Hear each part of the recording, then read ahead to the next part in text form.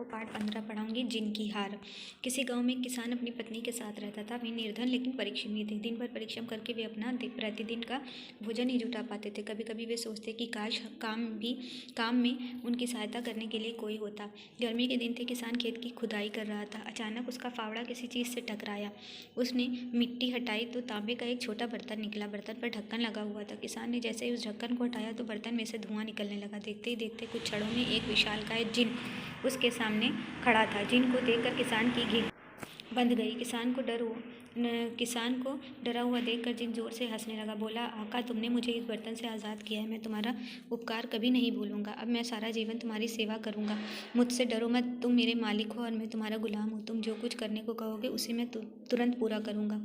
ये सुनकर किसान का डर कुछ कम हो गया। उसने जिन से पूछा, मैं जो भी काम कहूँगा क्या तुम उसे करोगे? जिन ने कहा, हाँ आका, ये सच है, लेकिन ध्यान रखना कि अगर तुम मुझे काम करने को नहीं दोगे तो मैं सब कुछ तोड़ फोड़ दूंगा। किसान खुश होकर बोला, चिंता मत करो, मेरे पास तुम्हारे लिए बहुत काम है। सबसे पहले तुम मेरे खेत की खुदाई करो। जो हुक्म मेरे आका। जिन ने कहा और तुरंत खेत की खुदाई करने लगा। किसान ये खुशखबरी अपनी पत्नी को बताने चला गया। वह घर जाने के लिए अभी कुछ कदम ही चला था कि जिन फिर उसके सामने आ खड़ा हुआ और बोला, आका, खेत की खुदाई तो हो गई, अब जल्दी से अगला काम बताओ। जिन की बात पर किसान को बहुत आश्चर्य हुआ। उसने सोचा, इस काम को करने में मुझे 2 सप्ताह लगते हैं और जिन ने कुछ ही मिनटों में पूरा खेत खोद डाला। क्या सोचने लगे, आका, मुझे जल्दी से कोई काम दो, मैं ज़्यादा देर तक खाली नहीं रह सकता।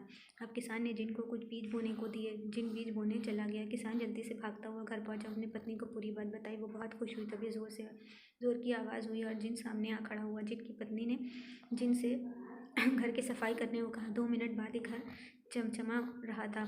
जिन ने बताए गए सारे काम कुछ ही मिनटों में कर दिए थे। अब किसान और उसकी पत्नी सोच में पड़ गए कि जिन को क्या काम बताएं। वे जानते थे कि काम न बताने पर जिन तोड़फोड़ करने लगेगा। दोनों सोच ही रहे थे कि उनका कुत्ता भौंकता हुआ घर में आया।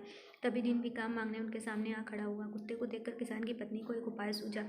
वो जिन से बोली, जिन, तुम इस कुत्ते की पूंछ सीधी कर दो। काम सुनकर जिन कुत्ते को पकड़ने दौड़ा। कुत्ते को पकड़कर वह उसकी पूंछ सीधी करने लगा। कई बार कोशिश करने पर भी पूंछ सीधी नहीं हुई, लेकिन जिनका हार मानने वाला था वह भी लगा रहा कुत्ते की पूंछ सीधी करने में। किसान और उसकी पत्नी ने चैन की सांस ली। वे समझ गए थे कि अपने काम खुद करना ही अच्छा है। लोग कहते हैं कि जिन आज भी कुत्ते की पूंछ सीधी करने में लगा है। बच्चों, इस कहानी का जिन कोई और नहीं बल्कि हमारा दिमाग है। हमें अपने दिमाग को खाली नहीं रखना चाहिए, उसे किसी न किसी सही काम में लगा कर रखना चाहिए। कहा भी गया है, खाली दिमाग शैतान का घर।